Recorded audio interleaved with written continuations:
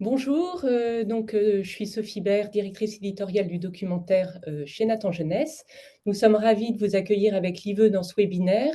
Nous aurons aussi, la chance d'entendre Cécile Jugla, une de nos autrices documentaires, et on va parler, pendant les minutes qui viennent de nos nouvelles collections documentaires et d'un nouveau souffle narratif à travers quelques exemples de nouveaux concepts, éditoriaux. Donc pour commencer, juste rapidement quelques chiffres sur le marché du documentaire au cœur de l'édition jeunesse. Donc c'est un gros marché avec en 2022 5 millions d'exemplaires qui ont été vendus, ce qui fait quand même 16 000 exemplaires par jour. Un rayon qui comporte plus de 7 000 références, plus de 100 collections différentes et une grande diversité dans les formes, comme on va le voir, mais aussi dans les tranches d'âge concernées. Vous voyez les principales tranches d'âge. 3-6 ans, 30% du marché. 6-10 ans, 56%. Et les plus de 10 ans, le marché est plus réduit parce qu'avec la concurrence des écrans et du portable, voilà, le documentaire pour les ados a du mal souvent à se faire sa place. Mais aujourd'hui, on va parler de nouvelles collections pour les 6-10 ans. Voilà quelques photos de certains de nos auteurs, illustrateurs de l'équipe, et parmi lesquels vous pouvez reconnaître Fernand Nathan, notre fondateur, qui a créé donc il y a un siècle cette maison d'édition. Donc Nathan a publié des documentaires dès son origine. Le documentaire fait vraiment partie de son ADN et on dit souvent que Nathan a une tradition d'innovation. On a dans notre catalogue de très grandes collections documentaires comme Dokéo, Kididoc ou Questions-réponses, vous connaissez certainement une de ces collections, qui ont jalonné la création documentaire chez Nathan. Voilà, nous sommes une équipe de 8 personnes, 5 personnes à l'édito, 3 personnes au studio graphique. Nous avons à peu près 400 titres actifs à notre catalogue. On publie une cinquantaine de nouveautés par an. Et on travaille avec 200 auteurs et illustrateurs à notre catalogue, donc des auteurs qui sont à chaque fois experts dans leur domaine et puis évidemment passionnés par la transmission auprès des enfants. Là, on vous a mis quelques exemples de la diversité de notre catalogue documentaire. Donc, on touche toutes les tranches d'âge, dès les bébés jusqu'aux ados et aux familles chez Nathan. Tous les sujets, donc les sujets passion, qui vont évidemment des grands sujets comme les dinosaures à l'espace, mais aussi des sujets plus récents comme le téléphone ou plus spécifiques comme la géopolitique.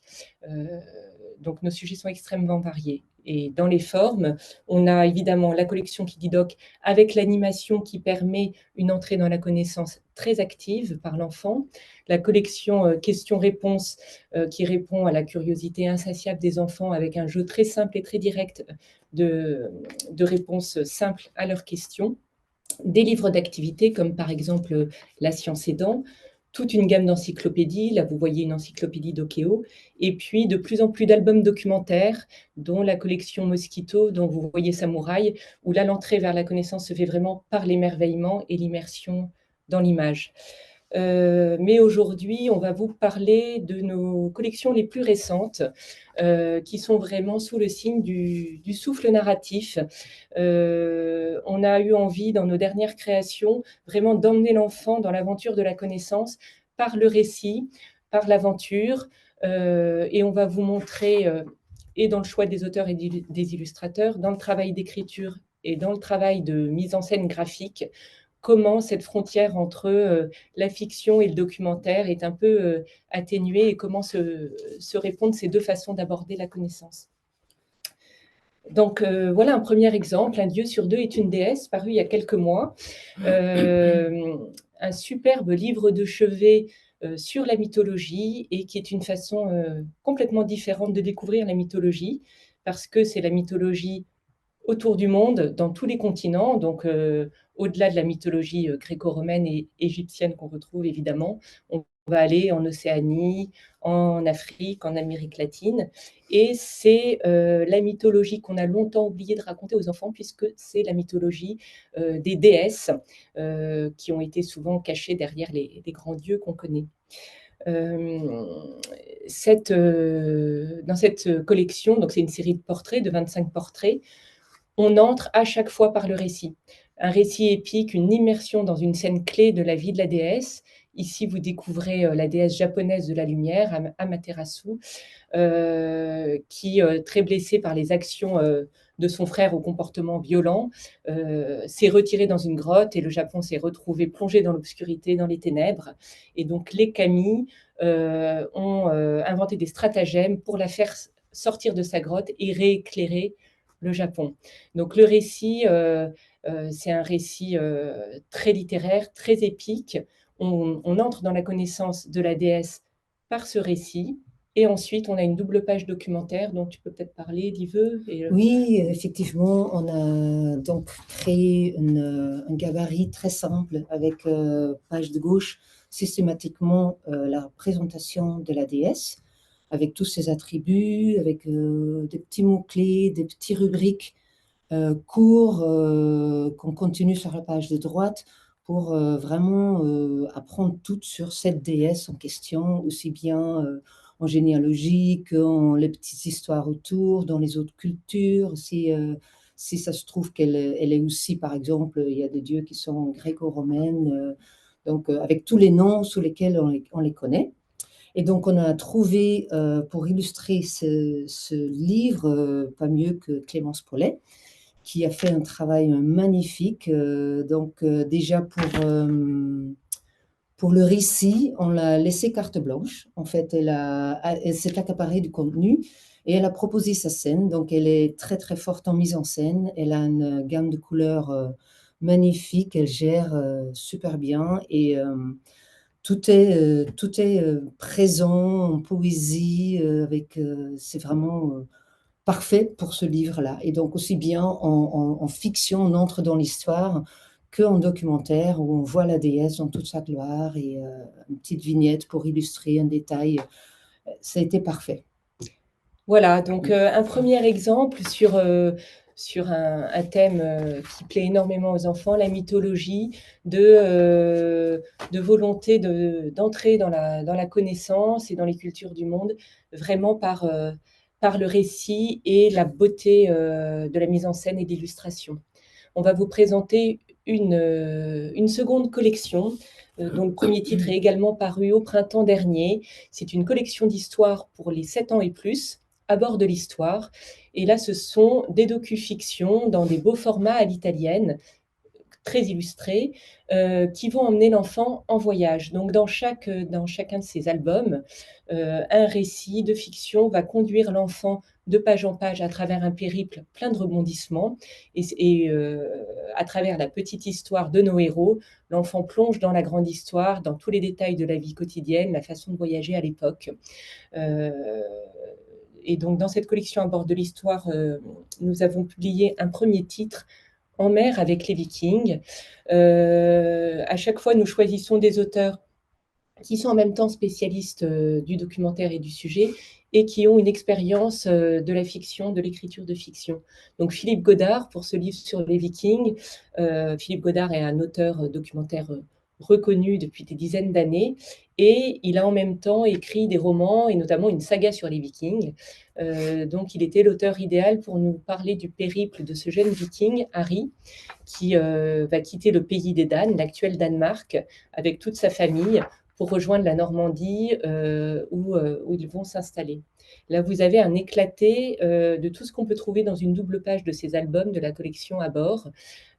Donc, vous voyez le récit qui est là à droite, qui conduit l'histoire et l'aventure, des bulles de dialogue qui rendent vivants nos héros et animent les personnages, et puis toutes les légendes documentaires. Et le documentaire se retrouve aussi à travers l'illustration, Live. Oui, donc on a trouvé le génial Peter Allen, qui est donc très fort en architecture, dessin d'architecture et aussi des histoires historiques. Donc, dans un dessin très clair, linéaire, avec une gamme de couleurs hyper prenant, hyper attractif, et qui arrive dans une scène, une grande scène, à amener l'enfant exactement là où on veut qu'il soit, Il a un dessin vraiment décomplexé et joyeuse, et ça se voit dans toutes les scènes. Donc, on a laissé dans cette collection la place à l'illustration qui raconte aussi bien la fiction que le parti documentaire. Donc, on peut piocher, tout y est, il y a des détails partout. Faites-vous plaisir et regardez. Ouais. Donc là, nous sommes donc au pays des Danes au Xe siècle et dans notre second titre que nous sommes en train de finaliser, En route vers la Lune, nous arrivons en 1969 aux États-Unis. Et donc, c'est la grande aventure spatiale et des premiers pas posés sur la Lune. Évidemment, on n'est plus tout à fait dans la fiction avec cette histoire-là, mais nos auteurs, David Marchand et Guillaume Prévost, qui sont de formation ingénieurs en astrophysique, donc qui connaissent extrêmement bien le sujet, sont également des auteurs de romans jeunesse et d'albums jeunesse. Et donc, ils ont raconté cette aventure spatiale en nous rendant extrêmement proches des trois astronautes. C'est comme si on était dans le vaisseau avec eux. C'est comme si nous allions nous-mêmes poser notre premier pas sur la Lune. Et on revit cette aventure comme les gens de l'époque, avec énormément de détails, d'émotions et dans un récit très vivant. Oui, et on a fait un nouveau appel à Peter Allen parce que c'est quand même un sujet assez technique et avec plein de dessins très techniques. On va se retrouver à l'intérieur de la module lunaire, le module de commande et tout ça. Et donc Peter, il arrive avec une légèreté, rendre une scène qui est hyper complexe, il arrive à rendre ça hyper narratif et simple. Et on a l'impression que c'est hyper facile et en fait, il a le don de faciliter la lecture d'une grande scène. Donc, l'histoire continue quoi, avec lui. Tout à fait, ouais. Donc un album qui va être magnifique et qui paraît tout début février. Et puis le troisième titre que nous avons en préparation dans la collection, À bicyclette sous l'occupation, va nous emmener dans le Paris occupé de 1942. Et pour en parler, nous avons invité Cécile Jugla, son autrice, qui va pouvoir nous raconter de son travail de fiction et de documentaire. Donc, Cécile? effectivement, comme le dit Sophie, je suis autrice de documentaires depuis de nombreuses années, mais aussi j'ai fait des incursions dans le domaine de la fiction en adaptant des dessins animés en album et en novélisant aussi la bande dessinée Les Enfants de la Résistance. Voilà. Euh, du coup, Cécile, tu connais bien le sujet de la Seconde Guerre mondiale. Pour cette collection, quelle histoire as-tu choisi pour parler de cette période historique aux enfants d'aujourd'hui? Alors, j'ai eu envie de parler de la vie quotidienne des Parisiens sous l'occupation, dans la mesure où ça me permettait de me démarquer des enfants de la Résistance et puis aussi des grandes vacances qui se déroulent dans un milieu rural. Et je voulais montrer comment la grande histoire avait heurté la petite histoire de millions de personnes, de millions de Parisiens, en créant, pour eux des difficultés, spécifiques, comme la faim qui était vraiment, une obsession, la recherche de nourriture, les files d'attente, le couvre-feu, la peur des bombardements, le blackout et cetera. Alors, après m'être beaucoup documentée, j'ai mis en récit en fait ces informations par le biais d'une histoire que j'ai inventée, mais aussi par le biais d'images dont j'ai défini la composition, en m'appuyant en fait aussi j'ai beaucoup j'ai visionné des films d'époque, vu beaucoup d'images, de photographies, etc. Et j'ai essayé de définir ces images ou en tout cas de dire ce que je voulais qu'il apparaisse à l'intérieur. Voilà. Et Cécile, quels sont les héros de cette histoire? Quel personnage as-tu inventé pour Alors, nous? j'ai inventé les personnages d'une famille issue d'un milieu modeste et populaire, parce que moi j'avais envie qu'on parle des petites gens, comme on dit. Et ces personnes, donc cette famille, fan de cyclisme, c'est les Bertins, et ils habitent dans le 18e arrondissement, comme on peut le voir sur cette première image, au pied de la butte Montmartre, qu'on voit là-haut à gauche. Alors, dans la famille Bertin, il y a la mère, Jeanne, qu'on voit accoudée ici au garde-fou de la fenêtre de sa cuisine. Il y a aussi le père René, mais lui, on ne peut pas le voir parce qu'il est prisonnier des Allemands. Et il y a trois enfants, dont parmi lesquels Simone, qui est l'aînée de 16 ans, et Claude, qui a 10 ans. On ne les voit pas non plus pour l'instant parce qu'ils sont en train de dormir, mais par la suite, on va beaucoup les voir parce que ce sont eux les héros de cet album. Donc Simone et Claude vont partir sur leur tandem pour une journée d'aventure dans le Paris occupé. Que vont-ils découvrir dans leur trajet? Alors déjà, c'est une vraie aventure, c'est leur traversée de Paris à eux, traversée de Paris en tandem, et ils partent pour aller chercher de quoi manger, se ravitailler chez Pépé et Mémé qui habitent en banlieue lointaine pour ramener les bons produits du potager et aussi du poulailler. Voilà. Et au cours de leur périple, ils vont passer dans des lieux emblématiques de la capitale, la place de l'Opéra, la place Concorde, de la Concorde, les Tuileries, les Champs-Élysées. Et tous ces endroits sont évidemment transformés par l'occupation. On va, bon là, ici déjà, on voit qu'il y a une présence de soldats allemands sur leurs motos et sidecar, mais on va voir par la suite des drapeaux nazis flottant sur l'opéra, des panneaux indicateurs qui sont écrits en allemand, etc. Donc c'est un moyen de s'immerger dans le Paris de cette époque-là. Et alors, leur trajet va se dérouler au cours d'une journée et la date de ce voyage n'est pas anodine. Non, c'est le 16 juillet 1942. Donc, le 16 juillet 1942, pour Claude, c'est une date très, très intéressante parce que c'est le premier jour des vacances et c'est le fait que ce soit le premier jour qui lui permette de partir avec sa sœur en tandem. Mais l'histoire n'a pas retenu cette anecdote. Elle a surtout retenu, en fait, que c'était le jour de la rafle du Veldiv.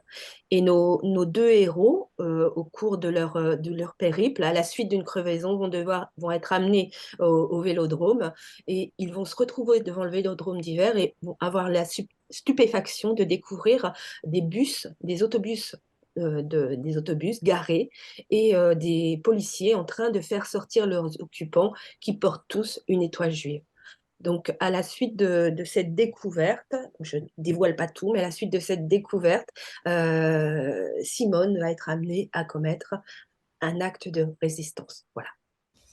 Alors pour revenir au tout début du livre avec cette première double page, est-ce que tu peux nous détailler comment s'articulent la fiction et le documentaire, sur les pages de cet album? Alors, je vais essayer. Ici, c'est une page un petit peu à part parce que c'est une page d'installation. Donc, le récit, comme le disait Liveux et toi, je crois, tout à l'heure, le récit s'installe dans le texte courant à droite. Je présente mes personnages, je définis le contexte dans lequel ils évoluent. Et j'ai essayé au cours de ce livre de donner une vraie identité, que ce soit pas trop artificiel, de donner une vraie identité à mes personnages et de fonctionner aussi en fonction de leur ressenti, d'exprimer leur ressenti et de partir de leur point de vue. Ici, Jeanne, justement, qui a coudé, qui voit la journée qui démarre, en fait. Jeanne, en fait, c'est la maman solo, comme on dirait aujourd'hui. C'est celle qui est confrontée, qui est obligée de porter toute la matérialité de sa famille et qui vit dans l'absence de son mari. Et pour donner aussi une identité à mes personnages, j'essaye de aussi leur donner un langage qui leur soit propre et qui soit le reflet de leur époque. Par exemple, à un moment donné, Jeanne dit dans sa dernière lettre, il lui a écrit de ne pas s'inquiéter, il en a de bonnes René. Voilà, donc c'est une manière aussi de s'immerger par le vocabulaire dans cette époque.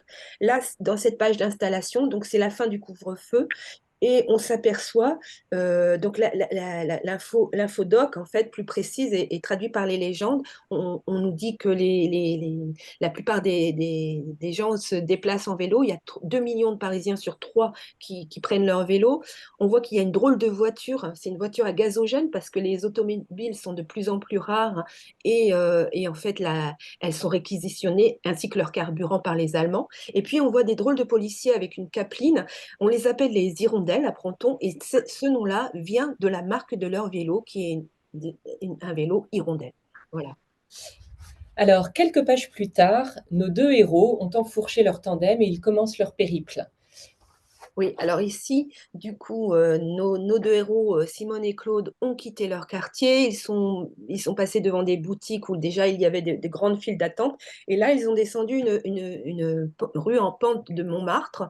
Euh, Claude s'amuse parce que les pavés font des chatouillis dans ses mains et dans son ventre, mais on frôle le drame parce que les freins ne fonctionnent plus et Simone manque de renverser un soldat allemand qui prend une photographie. Euh, Là, c'est le récit, l'histoire que j'invente.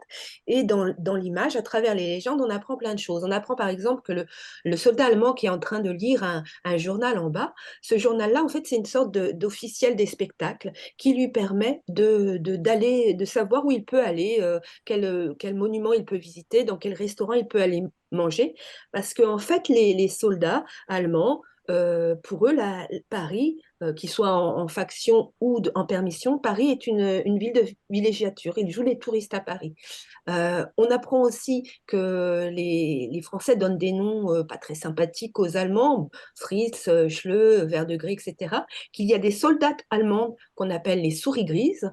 On voit aussi, par exemple, on apprend que ce photographe allemand, par le biais de ce photographe allemand, que les Parisiens n'avaient plus le droit pendant l'occupation de prendre des photos.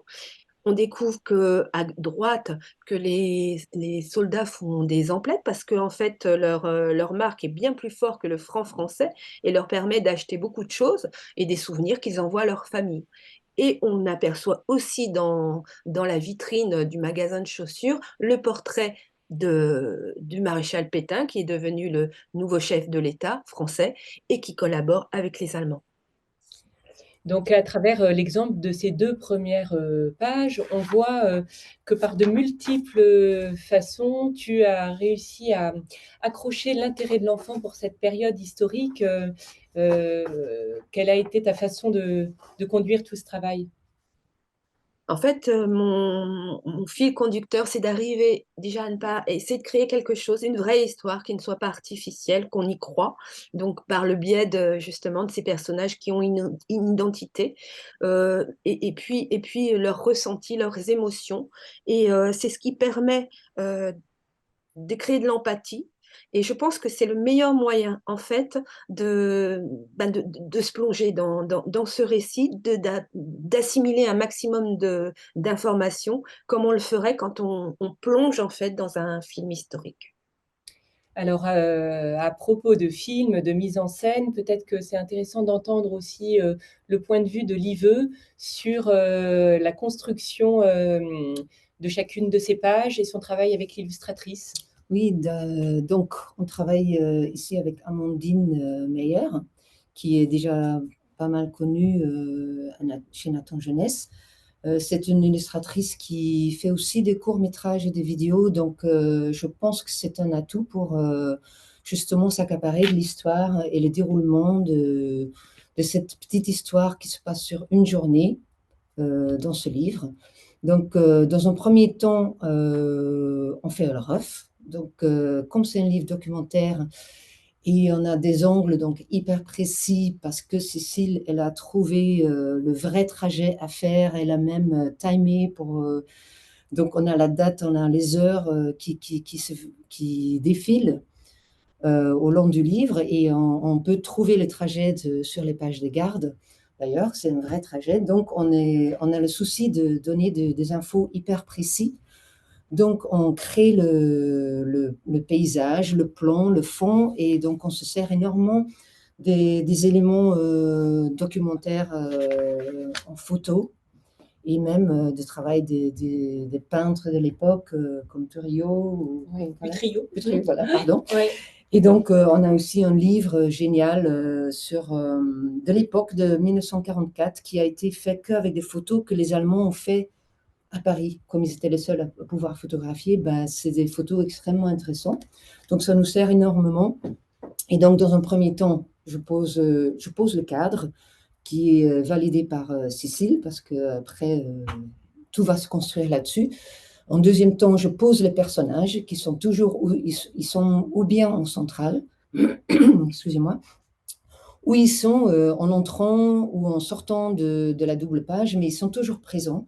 Ils sont ou bien un personnage central ou ils sont des figurants, mais il se passe toujours quelque chose avec eux. Et donc, quand on est OK avec tous les éléments qui doivent figurer sur la double page, parce que Cécile, elle décrit, elle a une description de la scène hyper visuelle. Donc, moi, j'essaye d'adapter aux deux plans, au plan d'un livre. Donc, quand on est d'accord là-dessus, on soumet à Amandine qui crée donc qui, le plan, l'image en entier, le crayon, où elle introduit donc ces deux personnages. Et là, elle est énormément son atout. Les personnages qui sont complètement très vivantes, qui ont une tranche d'âge avec lesquelles nos lecteurs peuvent s'identifier.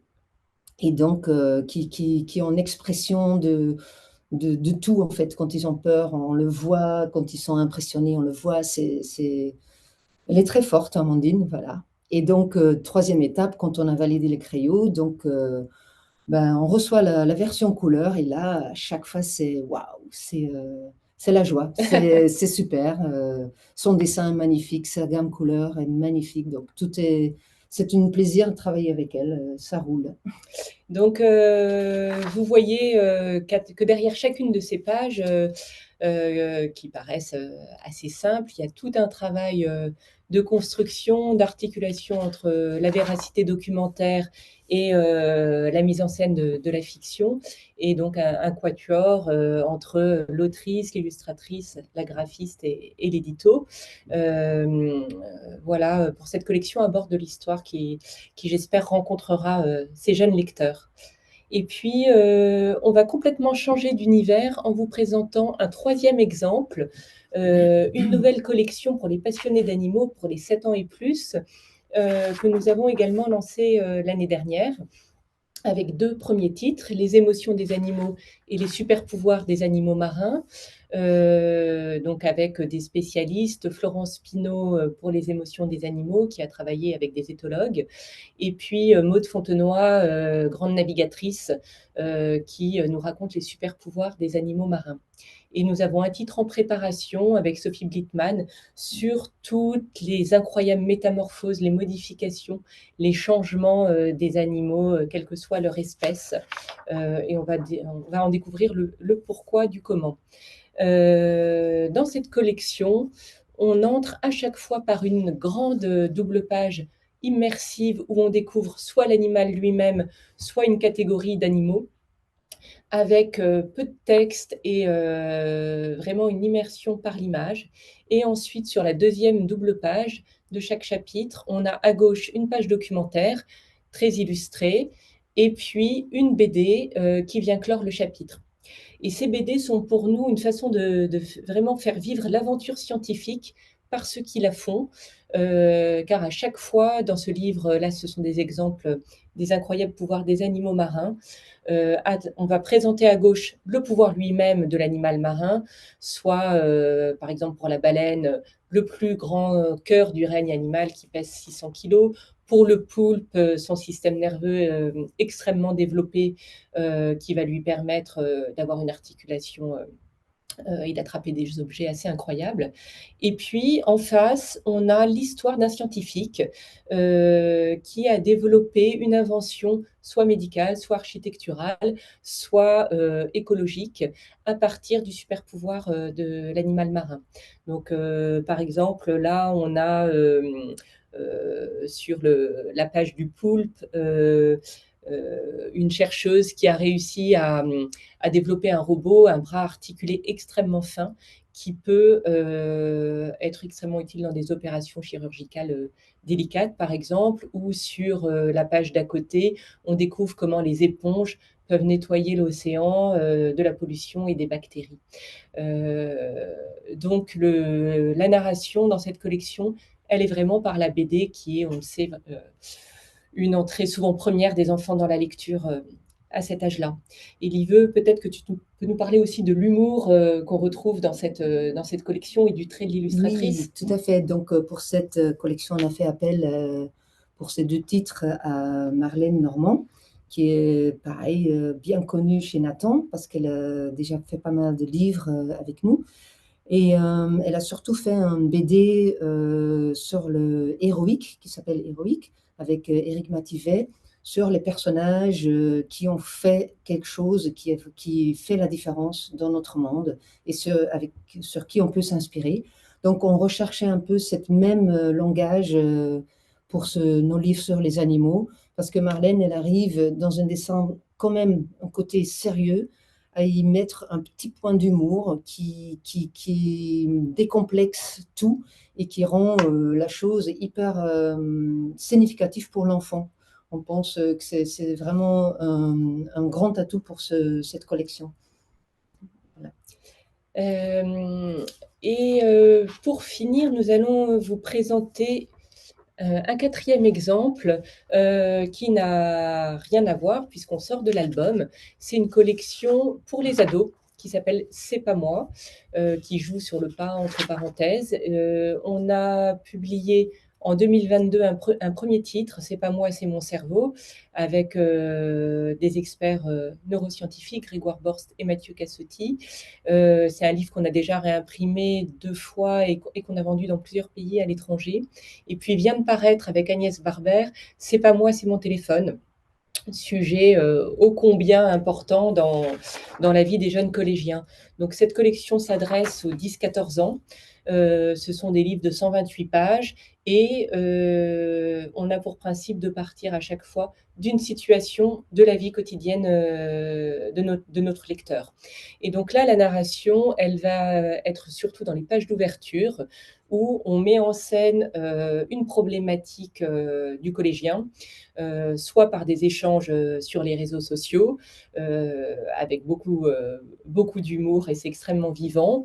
Donc là, vous avez un exemple, soit par exemple par un journal intime où un adolescent va poser une problématique.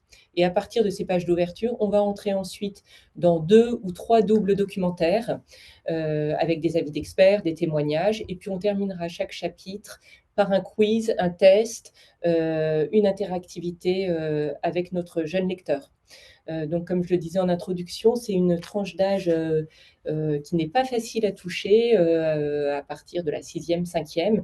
Et avec cette collection, on a beaucoup de retours très positifs des ados et aussi des parents, parce que ce sont souvent des sujets, notamment le téléphone, un peu problématiques. Donc, ce sont des livres aussi qu'on peut partager en famille. Oui, et avec un dessin de Clémentine Latran, il ne faut pas oublier, qui dessine hyper efficacement les petites situations avec un dessin minimaliste, mais qui va droit au but. Donc, c'est plus presse, plus fluide et notre avis qui parle bien aux ados. Voilà, donc c'était voilà, 4 exemples de nos collections les plus récentes, avec différentes manières de faire entrer voilà, l'aventure, la fiction ou la vie quotidienne de l'enfant pour permettre un accès à la connaissance peut-être plus facile, plus proche. On a évidemment beaucoup d'autres collections, comme on l'a vu aussi en début de cette présentation. Vous pouvez nous rejoindre sur le stand Nathan au salon la semaine prochaine, le stand F20. Et puis, on a aussi une plaquette qu'on a réalisée sur tous nos albums documentaires. Peut-être couper le partage d'écran, qu'on voit bien la plaquette. Oui. Il a montré. Merci. Et donc, dans cette plaquette, vous retrouverez les collections qu'on vient de présenter, mais aussi des collections plus anciennes, comme les albums Mosquito, des grands formats vraiment très propices à l'émerveillement. Nos collections scientifiques, avec la collection Professeur Albert, par exemple, qui n'hésite pas à aborder des sujets comme la relativité ou l'astrophysique pour les enfants.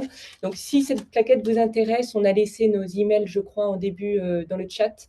Vous pouvez très bien nous écrire un email et on vous enverra la plaquette. Et puis, si vous voulez voir les livres, les feuilleter et puis rencontrer une grande partie de nos auteurs et illustrateurs docs seront présents sur le salon la semaine prochaine.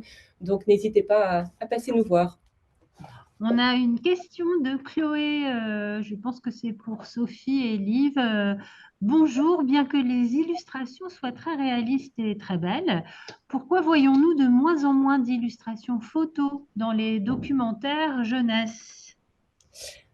Alors, on a beaucoup de collections illustrées par des photos, notamment nos encyclopédies ou dans la collection questions-réponses, par exemple.